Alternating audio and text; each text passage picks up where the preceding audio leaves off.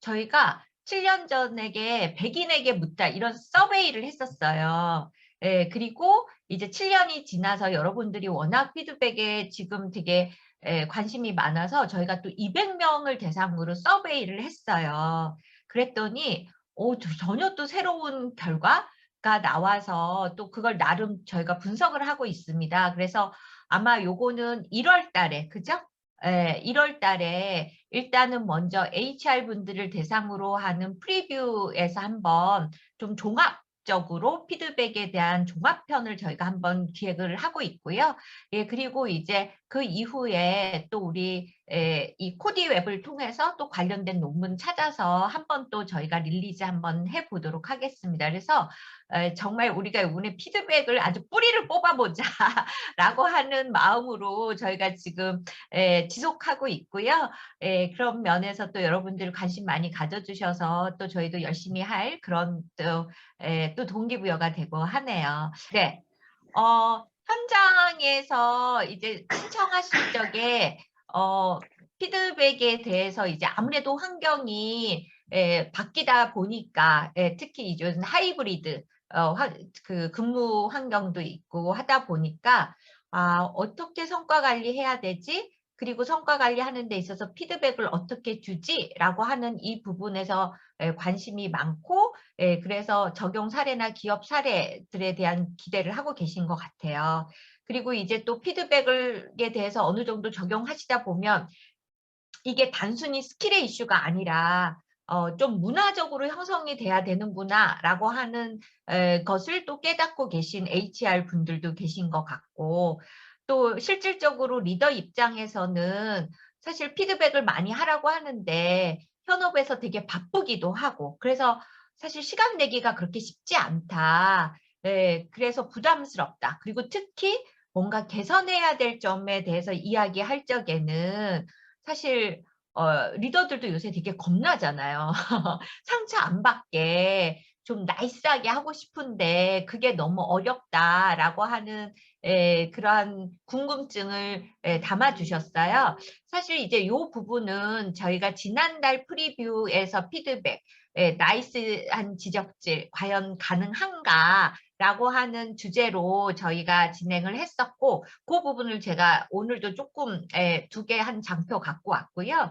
그리고 그 부분은 아마 우리가 그 사실은 저희가 코디 앱을 하면 참가하셨던 분들을 위해서 한 일주일 정도 녹화분을 오픈을 하는데 피드백에 대한 여러 같은 관심과 성원에 저희가 그 유튜브에 오픈해 놓은 걸로 알고 있어요. 나중에 끝에 자세히 설명드리겠지만 그래서 그 부분 유튜브 찾아서 한번 보시면 도움이 될 것 같고요. 제가 오늘도 지난달 거 그다음에 또 그 외에 예전에 했던 것 중에 관련이 있는 부분들을 가지고 와서 좀 설명을 드려보려고 합니다.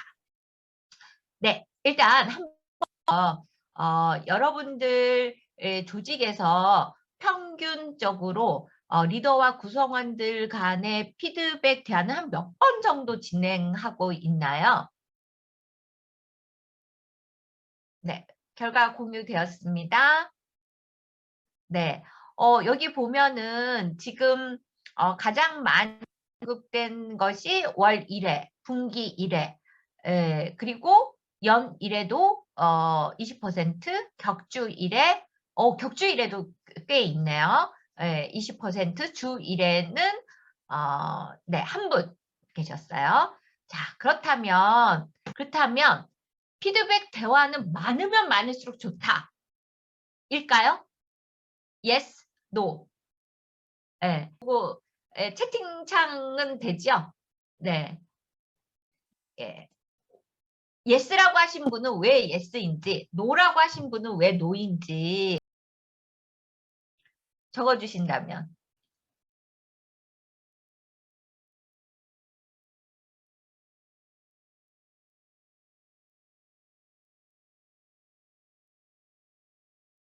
네, 수시의 기준이 다 다를 듯하다. 구성원들의 스타일에 따라서. 그러니까 어떤 구성원들은 나는 피드백 수시로 받는 거 싫어라고 할 수도 있고, 어떻게 보면 마이크로 매니지먼트 한다라는 신호를 줄 수도 있다.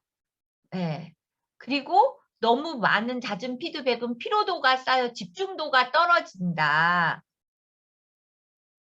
그러니까 상대방과 합의가 필요하다. 즉 다시 말해서 지금 쭉 말씀해 주시는 거는 두 가지인 것 같아요. 하나는 상대에 따라서 그 사람에 맞춰서 해야지 무조건 많아진다고 좋은 게 아니다. 또 하나는 이 빈도수가 맞아지면 마이크로 매니지먼트 한다라는 느낌이 들 수도 있고 피로도가 높아질 수도 있다. 이렇게 좀 볼 수 있을 것 같아요. 피드백 내용이 실행될 시간을 줘야 하지 않을까. 좀 기다려줘야 된다. 그래서 너무 자주 하는 거는 좋지 않다. 근데 이제 우리가 여기서도 계속 우리가 언급이 되는 게 대체 자주라고 하는 게 그 빈도가 얼마가 자주일까? 그리고 이 자주라고 하는 것도 되게 주관적인 개념일 것이다. 어떤 사람은 주 1회가 자주로 느껴지든가 하면 어떤 사람은 월 1회도 자주다라는 생각하고 있는 사람도 있을 것 같아요. 그죠? 예, 그리고 또 하나는, 그러면 이게 우리가 피곤하다라고 했을 때, 그럼 우리는 피드백을 대체 뭘로 생각하고 있을까?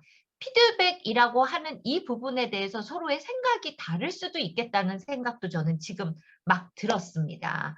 네. 그래서 한번 보도록 하죠. 대체 이 논문은 뭐라고 하는지 보도록 하겠습니다.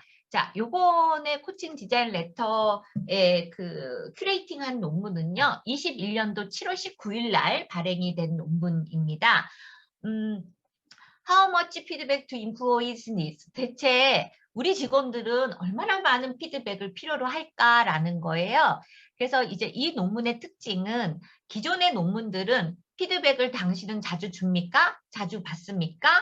매우 자주? 뭐 가끔? 보통? 왜 이렇게 오점 척도로 한다거나 해서 이렇게 우리가 클릭하는 걸로 했는데 여기에서는 absolute feedback frequency reports, 즉 다시 말해서 그냥 주관식으로 물어봤다는 거예요. 피드백을 얼마나 당신이 받고 있느냐, 그리고 그 피드백이 성과에 어떤 영향을 주고 있는가에 대한 필드 스터디에 대한 논문입니다. 그래서 여기서도 얘기하는 거는 이런 거예요. 네.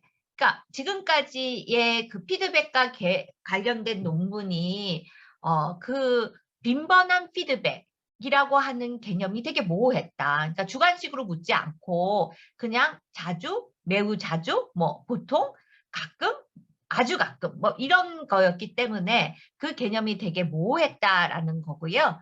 그리고 이 연구를 하는 데 있어서 이 그 오서는 본인 이제 리더와 구성원 간의 그 관계형 리더십 이론을 근거로 했어요. 그래서 관계가 좋으면 이 분명히 피드백이 어떤 효과를 보는 데 있어서 이 리더와 구성원 간의 기존 관계도 되게 영향이 있겠다. 그래서 이 관계형 리더십 이론, RLT 이론 중에 가장 이제 되게 대표적인 그런 리더십 접근법이 LMX, 리더 멤버 익스체인지라고 하는 이론인데요. 이론이라기보다는 이런 모델인데 이걸 가지고 왔어요. 그래서 리더 멤버 익스체인지 모델은 뭐냐면 관계형 리더십 이론의 대표적인 리더십 접근법으로서 리더와 팔로워 모두가 그들 관계에 노력할 때, 그러니까 서로 좋은 관계를 맺기 위해서 노력할 때 되게 서로의 관계를 긍정적으로 인식하게 되고, 그래서 결과적으로 리더와 구성원들은 업무 관련 결과 측면에서도 서로 이익을 얻을 수 있다. 즉 업무 성과에 있어서 두 사람의 관계가 너무 중요하고 그 관계는 서로 개선하려고 노력할 때, 서로 노력할 때 그 관계를 되게 좋은 관계로 인식한다라는 거예요. 자, 그리고 자, 그래서 이제 여기서 죄송합니다. 제가 지금 누가 잠깐 와서 이어가도록 하겠습니다. 이거는 그냥 번외인데요. 제가 지금 원룸에 살고 있습니다. 네, 원룸에 있다 보니까 똑똑거리는 소리가 아주 직접적으로 들리네요. 네, 자, 그래서 크게 세 개의 가설을 세우고 있는데요.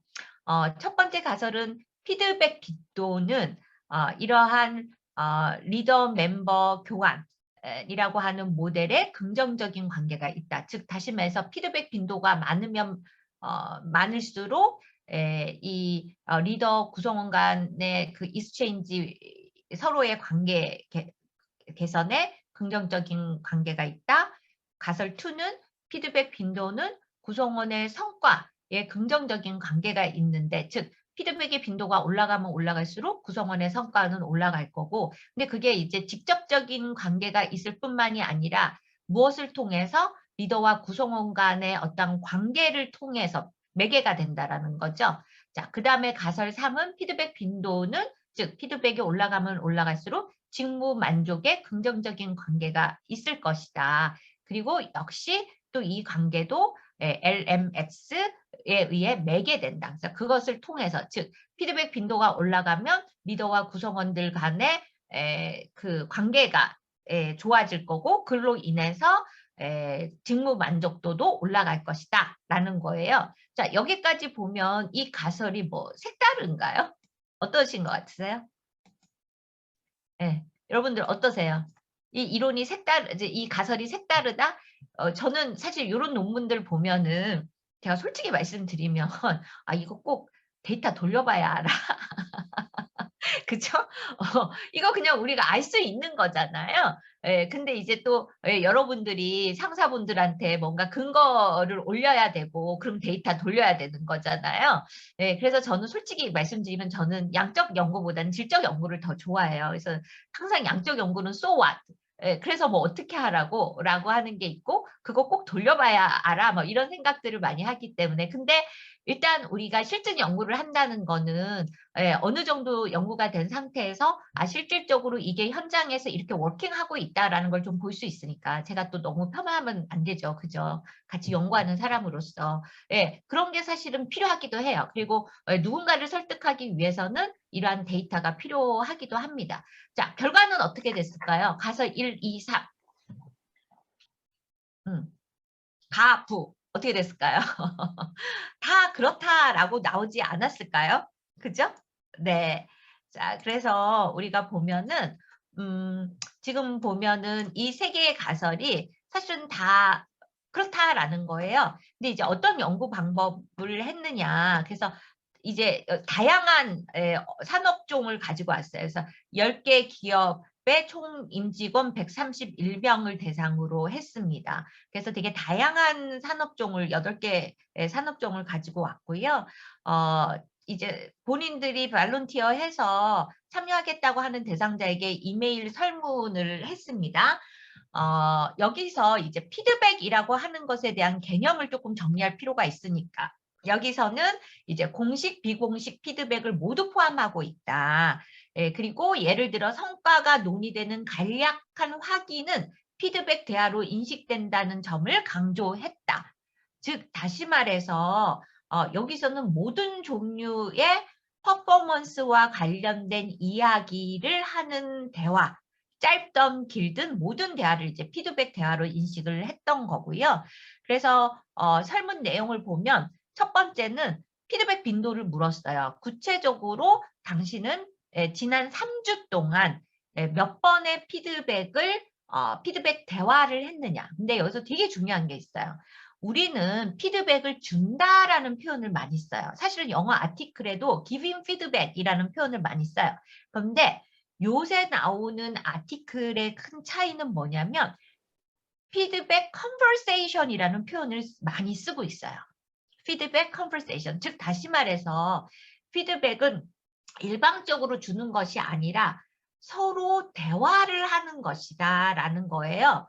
이거는 저희는 CIT는 진짜 10년 전부터 이 피드백을 주는 게 아니라 대화를 해야 된다 라는 걸 무척 강조하고 있었기 때문에 되게 반가운 변화인 것 같아요. 그래서 이 부분도 제가 좀 더 추가적으로 설명을 드리겠지만 그래서 피드백 빈도를 물었고 그 다음에 리더 멤버 익스체인지, 즉 그 관계의 질을 묻는 걸 했어요. 그래서 예를 들자면 나는 상사와 내 입장을 나의 상사와 내 입장을 잘 알고 있고 내가 하는 일에 상사가 얼마나 만족하는지 나는 일반적으로 알고 있다. 즉 다시 말해서 나와 상사와의 관계를 서로 내가 어느 정도 인식하고 있고 내가 하고 있는 일이 상사가 어느 정도 만족하고 있는지 그것도 내가 알고 있다라고 하는 거고요.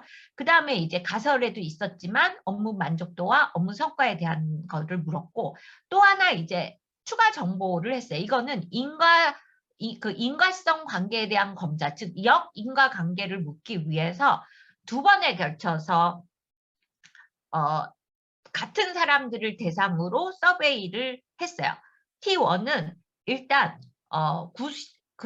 관리자 17명한테 구성원 84명을 평가를 하라고 그랬어요. 이 사람의 성과가 지금 현재 어느 수준이냐. 그리고 난 다음에 2개월이 지난 다음에 자 그러면 이 사람의 성과에 지금 2개월 전과 지금의 그 성과 평가가 어떻게 달라졌는지를 적고 그러면 그 2개월 동안에 피드백을 얼마나 줬는지를 빈도를 적게끔 한 거죠. 그래서 이게 성과가 올라간 것과 피드백의 빈도의 어떤 연계성을 알아보는 그리고 이거는 역인과관계 즉 다시 말해서 피드백의 빈도가 높아지면 오히려 성과가 떨어지는가를 또 알아보기 위해서 이걸 했다고 하더라고요. 그런데 결과적으로는 역인과관계는 그렇게 크리티컬하지 않더라. 즉 다시 말해서 피드백이 올라가면 올라갈수록 성과가 떨어지거나 이런 거는 뭐 간혹 있을 수는 있었지만 이게 크리티컬하지는 않았다라는 거예요.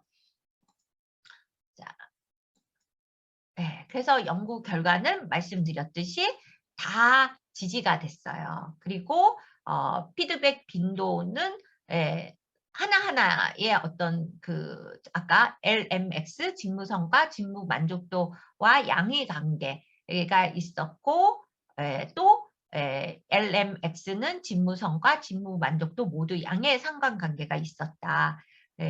그리고 요 가설 1, 뭐 1도 지지가 됐고요. 가설 2는 이제 매개 관계까지도 지지가 됐다라는 거죠. 그래서 아까도 말씀드렸지만 이거는 뭐 우리가 예상했던 결과인데 이제 그것보다 이제 우리가 또 볼 거는 그러면 3주 동안에 여기에 서베이에 참석했던 사람들은 몇 번의 피드백을 받았을까라고 했을 때 평균 3.8회였다는 거예요.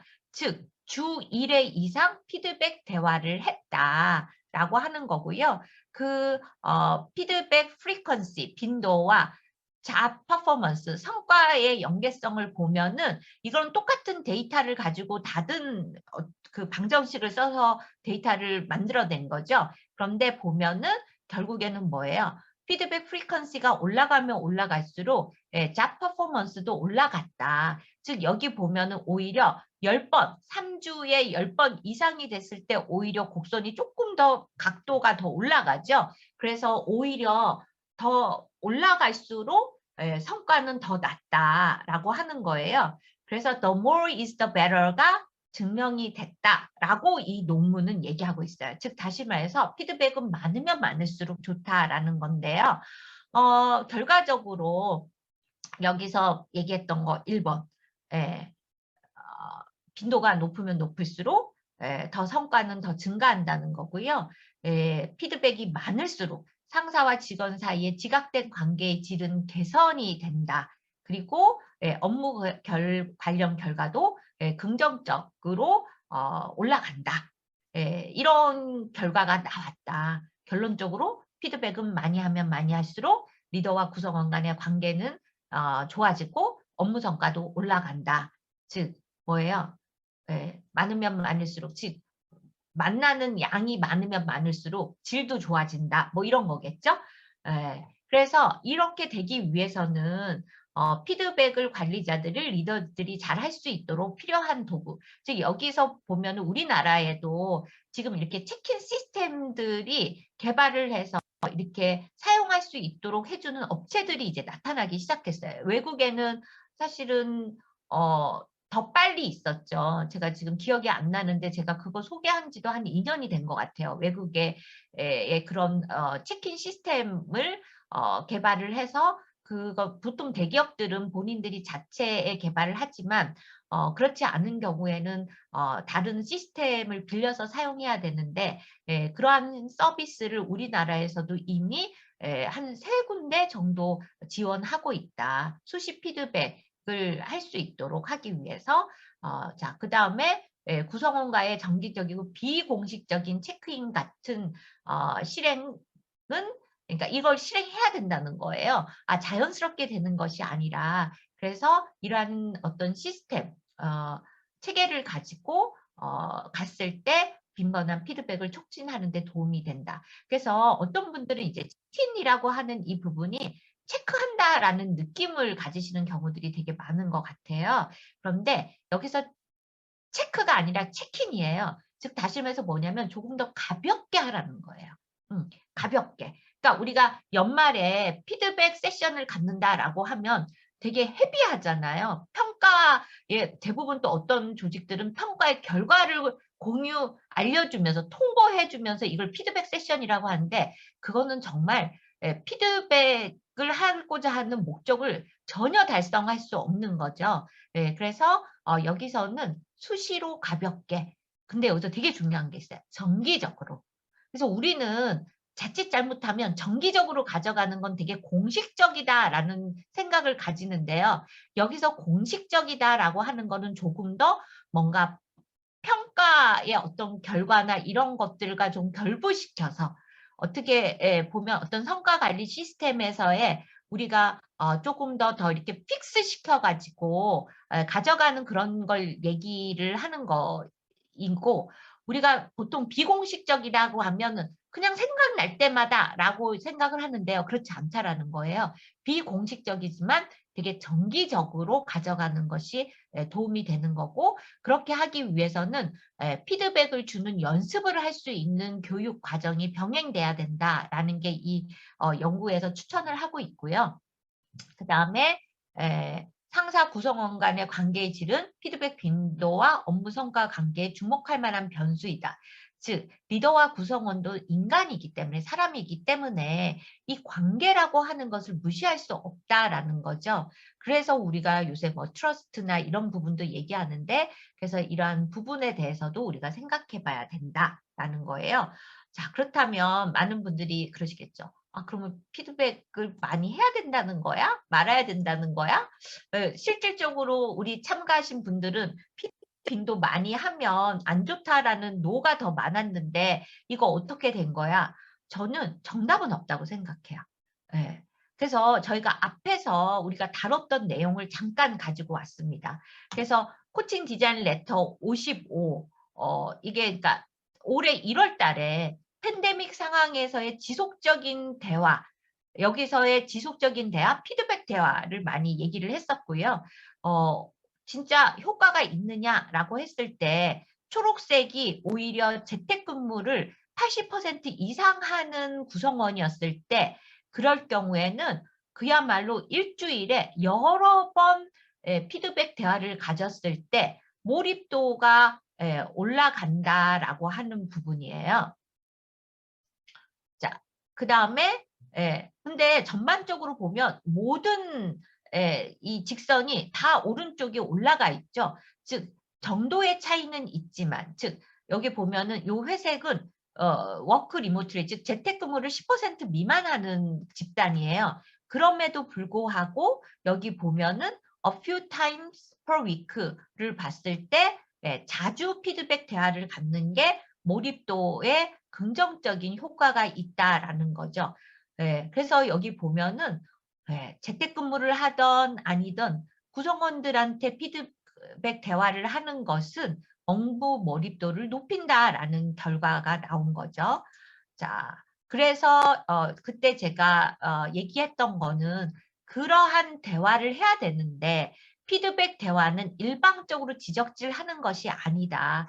피드백 대화가 이러한 그 어떤 특성을 갖추고 있어야 되고 이거는 자연스럽게 리더들한테 하세요 한다고 되는 것이 아니라 트레이닝과 프랙티스를 해야 되는 것이다. 그래서 제가 그때도 강조했던 건 뭐냐면 이 모든 것들을 가지고 있는 되게 다이나믹하고 뭐가 변화무쌍하고 그러면서도 미래지향적으로 대화를 하고 있고 원인을 파악해서 그걸 픽싱하는 것이 아니라 서로의 어떤 신뢰로운 관계 속에서 빈번하게 의미 있는 대화를 가지기 위해서는 코칭 컨버세이션이 가장 효과적이다라고 하는 아티클들이 결국에는 기승전 코칭 컨버세이션이라는 거예요. 물론 코칭이 빠질 수도 있지만 앞에 또 다른 걸 붙여본다면 기승전 meaningful conversation이라는 거예요. 왜? 시스템만 가지고는 한계가 있다라는 거고요.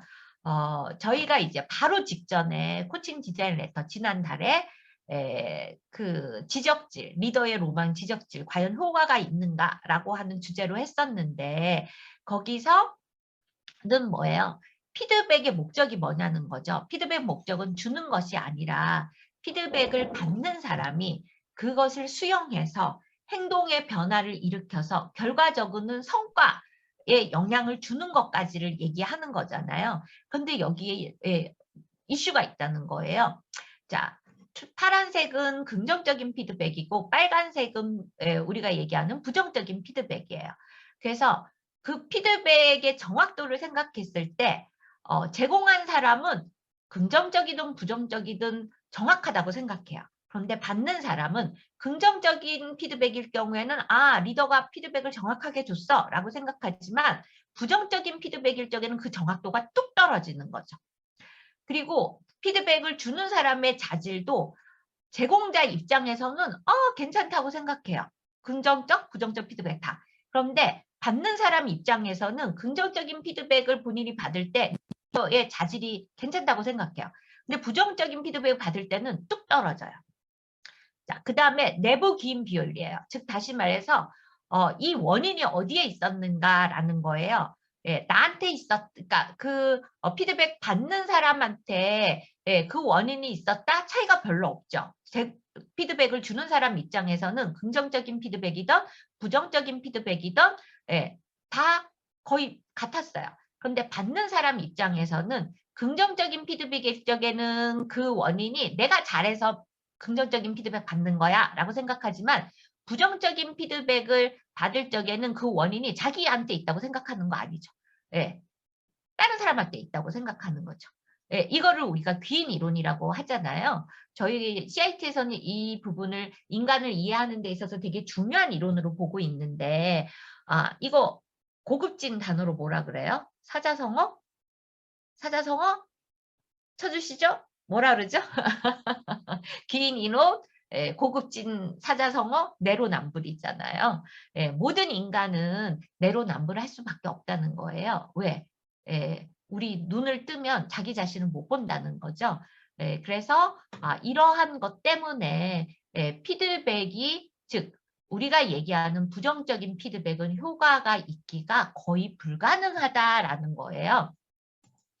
그래서 그렇다면 그럼에도 불구하고 피드백이 효과가 있기 위해서는 어떻게 해야 되느냐. 즉 피드백을 잘 수용하고 그리고 수용한다고 끝나는 게 아니라 변화의 의지까지 올리는 데 있어서 가장 중요한 포인트가 뭐였나라고 봤더니 퓨처 포커스인 거예요. 그러니까 많은 분들이 누군가를 변화시키려면 문제의 원인을 파악해서 그걸 픽싱해야 된다라고 생각하는데 그거는 수용도에서도 떨어지고 그 사람이 변화하고자 하는 의지를 갖고자 하는데도 효과가 없다라는 거죠. 오히려 프로블럼 솔빙이 아니라 솔루션 포커스. 그래서 어떻게 하고 싶으냐, 우리가 원하는 결과가 뭐냐, 그걸 하기 위해서 어떻게 하면 좋겠느냐라고 가는 것이 훨씬 더 효과가 있다라는 거고요.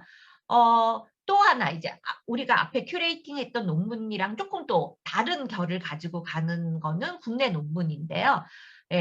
목표의 명확성에 따라서 달라진다. 오히려 목표의 명확성이 떨어질 적에는 피드백을 자주 할 때 오히려 업무 성과가 떨어진다는 거예요. 그래서 사실은 우리가 성과 관리에서 피드백을 다룰 때 또 하나 다루는 건 뭐냐면 이 목표 수립 이에요.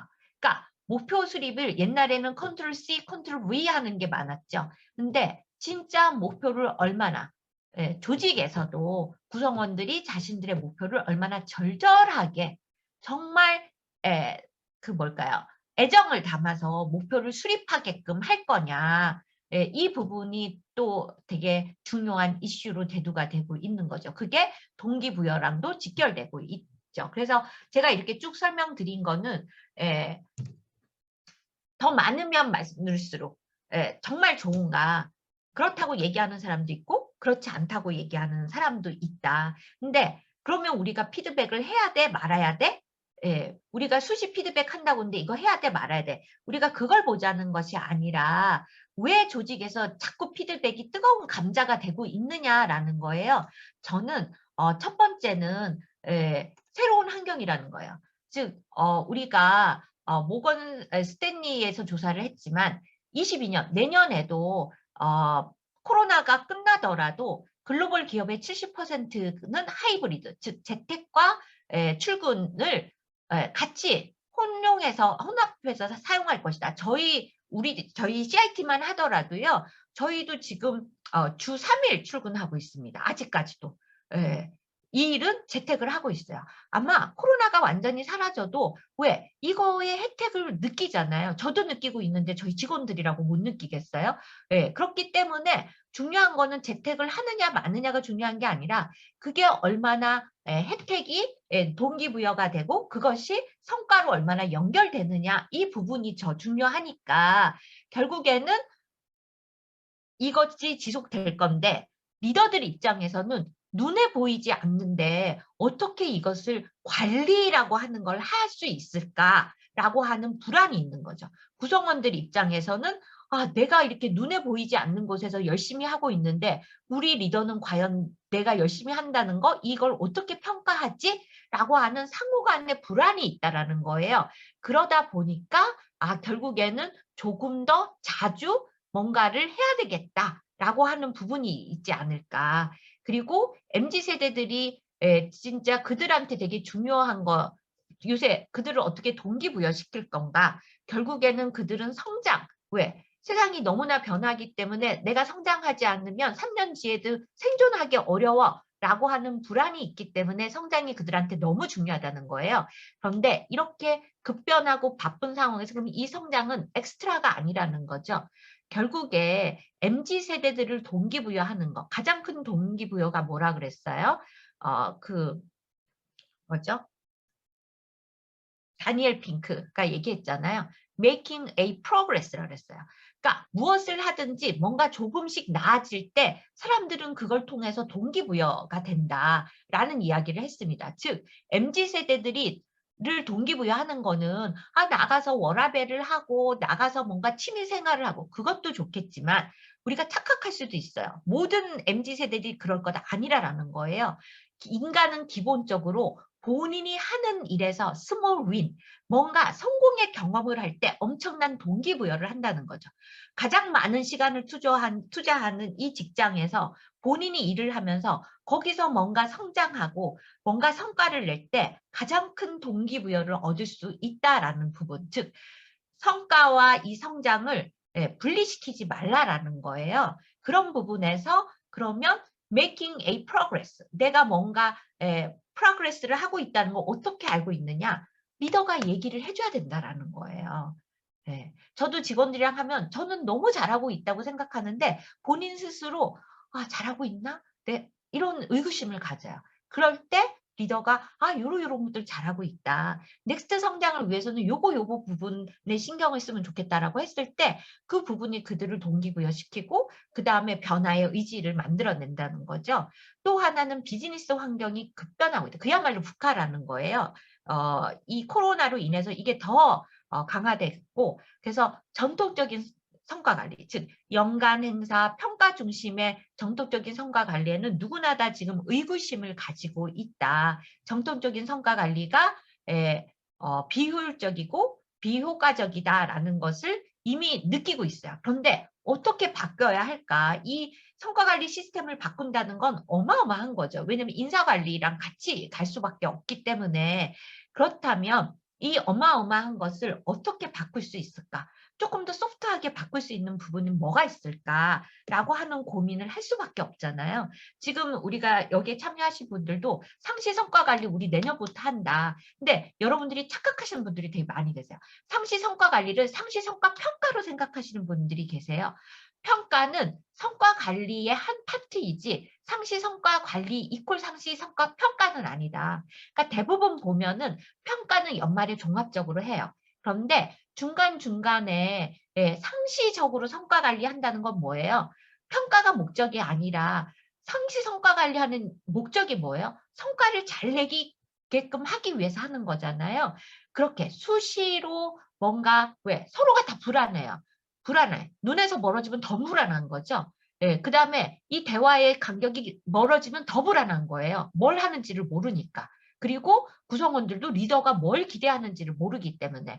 그래서 그런 부분에서 오히려 피드백 대화가 활성화됐을 때 이 상시 성과 관리를 조금 더 빠르게 소프트 랜딩 할 수 있도록 할 수 있다라고 하는 부분들이 이 논문에서 언급하는 거예요.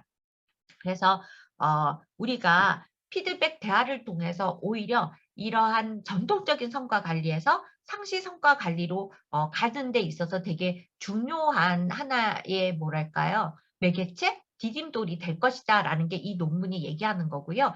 그렇게 하기 위해서는 단순히 스킬뿐만이 아니라 피드백 친화적, 피드백 환경, 그런 문화를 만들어야 된다.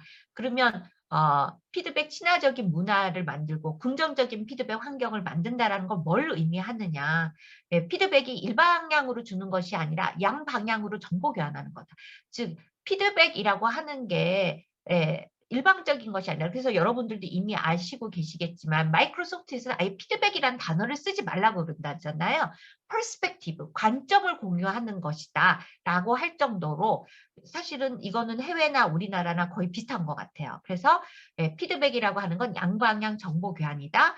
피드백 문화를 만든다는 건 이 피드백에 대한 가치를 리더만 아는 것이 아니라 구성원도 같이 서로 모두 다 피드백에 대한 가치를 인식하고 피드백 대화를 주고받는 것이 서로 편안해야 된다. 그럼 이거 어떻게 해야 되는데 우리 조직 대체 이거 과연 가능해?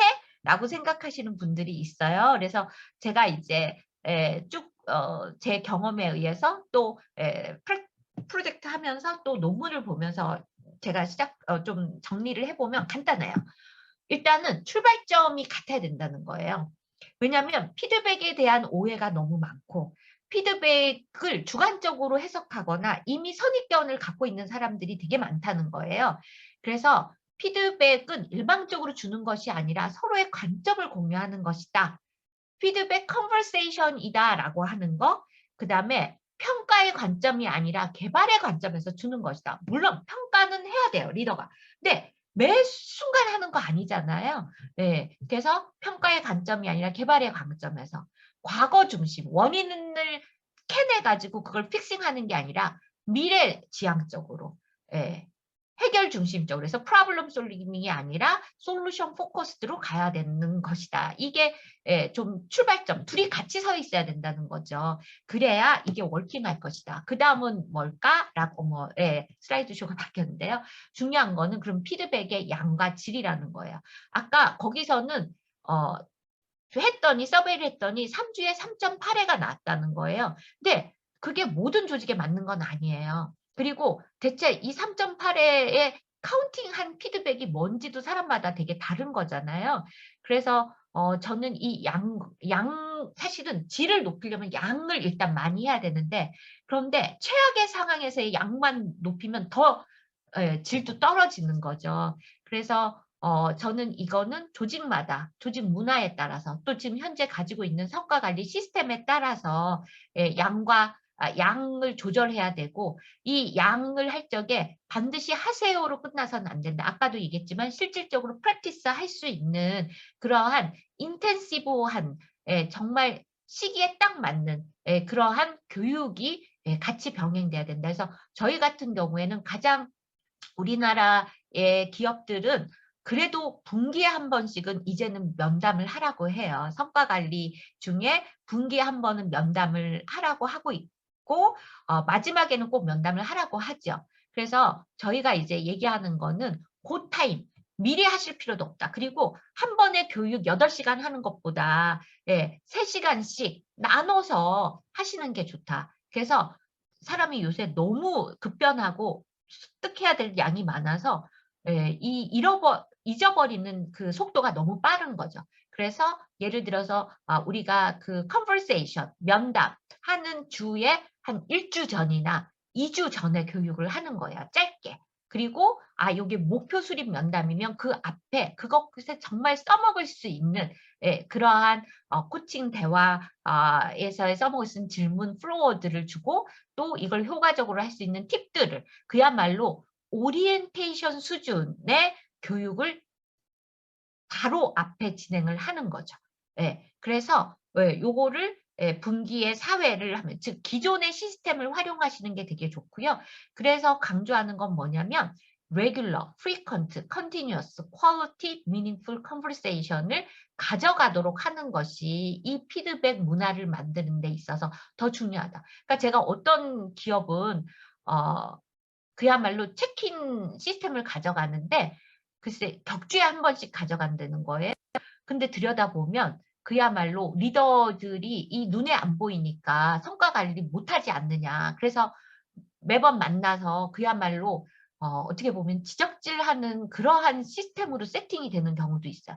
그러면 서로 괴로운 거죠. 그래서 출발점, 우리가 왜 이걸 하는지, 우리가 얘기하는 피드백이라고 하는 게 뭘 의미하는지에 대해서 서로 합의가 된 상태에서 양과 질을 조직의 시스템과 문화에 맞춰서 하는 것이 되게 중요하다. 가장 먼저 바꿔야 되는 거는 이제 연말에 평가 이제 보통 평가 세션을 가지거나 피드백 세션을 가지라고 하는 얘기들을 많이 해요. 그런데 제가 강조하는 건 제발 결과가 나오기 전에 면담을 하시라라는 거예요.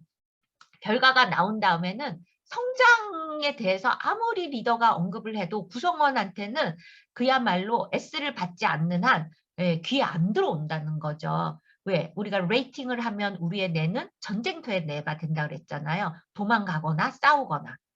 그래서 되게 막 저항을 하거나 아니면 포기하는 거죠. 입 딱 닫는 거죠. 그래서 이 디벨롭먼트, 개발과 레이팅, 이밸류에이션은 같이 갈 수 없다는 거예요.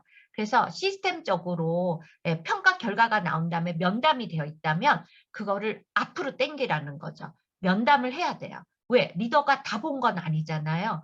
나는 요 파트만 봤는데 구성원의 얘기를 들어보니 요런 부분도 있었구나 라고 인포메이션을 더 얻을 필요도 있는 거죠. 그리고 평가 결과 나온 다음에 아무리 얘기해봤자 소용없죠.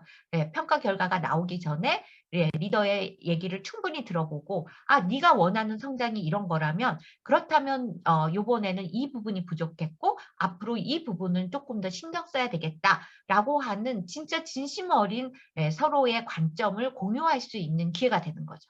그리고 평가를 하고 난 다음에 그 다음에 이 평가 결과를 가지고 얘기를 할 수 있는 그런 면담, 즉 우리가 목표를 수립할 때도 되게 중요하지만 평가를 할 적에도 정말 중요한 리더의 되게 전문적인 영역인 거거든요. 그럴 때 조금 더 에너지를 쏟아야 된다라는 생각을 하고 있습니다. 그래서 다시 한번 보면 이제 현장에서 온 질문을 보면은요, 절대적인 어떤 빈도수. 그러니까 물론 이 논문에서는 많이 하면 할수록 좋다라고 하지만 제 생각에도 안 좋은 퀄리티가 낮은 대화를 여러 번 하는 것처럼 자주 하면 그것처럼 괴로운 일이 없을 거라는 거예요. 그래서 양뿐만이 아니라 피드백을 많이 해 적게 이게 이슈가 아니라 정말 성장을 위한 그러한 피드백이 되도록 하기 위해서 그야말로 양과 질을 지그재그로 계속 올려야 되는 거죠. 그리고 리더 입장에서도 대화하는 것이 되게 어렵다. 그래서 어떻게 보면 저도 그래요. 저도 원어너는 제가 우리 직원들한테 자주 갖고 싶지만 저도 바빠서 못해서 한 달에 한 번 갖자. 근데 한 번은 개인적으로 그 다음 달은 팀으로 같이 갖자라고 해서 저 요번에 이제 또 바꿔서 진행하고 있는데요.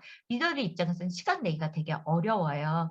그래서 그런 부분에서 이렇게 요렇게 뭘까요? 딱 시간을 정해서 가는 것도 있지만 수시로 업무를 하면서 단순히 뭐랄까요? 일방적인 어떤 지시가 아니라 물어보는 거예요.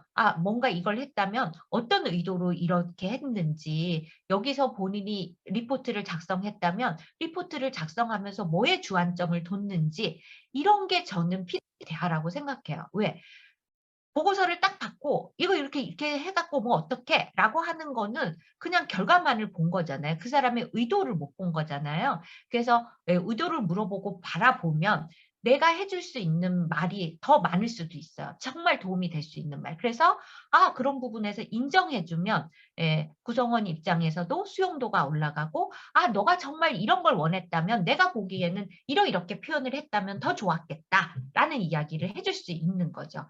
그래서 저는 너무나 이렇게 시간을 정해서 가는 것도 있지만 전반적으로 리더와 구성원들 간의 대화의 퀄리티가 올라가야만 된다라고 저는 생각을 하고 있습니다. 그렇다면 지금 여기서 말씀하셨던 이런 부분들이 조금은 해소되지 않을까? 뭐 1시간의 강의로 얼마나 해소될까 싶지만 그렇지 않을까 싶고요. 저희가 아까도 말씀드렸지만 이 피드백과 관련돼서는 저희가 지금 시리즈로 하고 있고, 그래서 그전에 저희가 에, 그 코디웹 10월 달에 코디웹에서도 그 리더의 로망, 나이스한 지적질에 대해서 아까 PPT 잠깐 보여드렸듯이 긴 이론과 관련된 연구 그거 저희가 코디웹 진행했었던 동영상과 그다음에 코치 대회 때 저희가 피드백 롤플레잉 한 게 있어요. 두 가지 영상 조금 보시면 좀 도움이 되지 않을까. 그래서 뭐 롤플레잉은 사실은 저희가 막 연습했다기보다도 뭐 "우리 이렇게 해."라고 얘기하고 즉석에서 한 거고, 지금 들으신 건 온 오 케이스고, 근데 그때 보면 온 오 케이스도 너무 예스 케이스 아니냐고 그러시더라고요. 그래서 한번 보시고 참고하시면 좋을 것 같습니다. 네, 오늘 피드백 그 대화의 어떤 빈도에 대해서 다룬 논문을 잠깐 소개해 드렸는데요. 또 세부적인 내용은 저희 블로그에 코칭 디자인 레터에 그 논문도 자세하게 올려져 있으니까 또 필요하신 분들은 보시면 좋을 것 같아요. 피드백 대화를 한다. 그러니까 여기서도 얘기하는데 저희가 이제 제가 그 피드백 서베이를 7년 전에 100인에게 묻다 하고 요번에 200사람한테 물었다고 했잖아요. 근데 되게 큰 차이는 뭐냐면 예전에 100인에게 묻다는 거의 피드백에 서베이 했던 사람들이 대부분이, 그러니까 부정적인 피드백을 받은 경험들을 떠올리면서 했더라고요.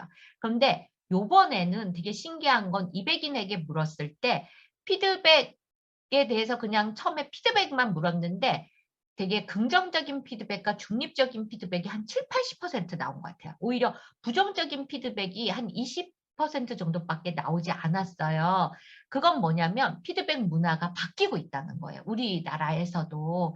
그래서 지금 우리 카일라 님께서 이런 피드백만 되더라도 피드백 시간이 싫어지지 않게, 이제 이런 문화가 돼야 된다는 거죠. 그래서 이러한 것들이 자연스럽게 오는 것은 아니라라는 거예요.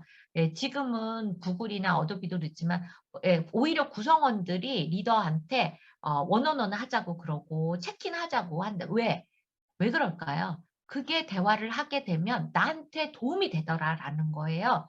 그리고 내가 무엇을 하는지, 무엇을 고민하고 있는지 리더가 알게 된다는 거예요. 그럼 서로의 공감대가 형성이 되는 거죠.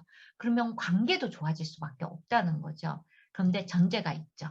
리더의 이러한 피드백 대화의 그 퀄리티가 올라가야 된다라는 이 부분이 정말 중요한 것 같습니다. 인간이기 때문에 리더와 구성원 간의 이 관계라고 하는 걸 무시할 수 없다라는 겁니다.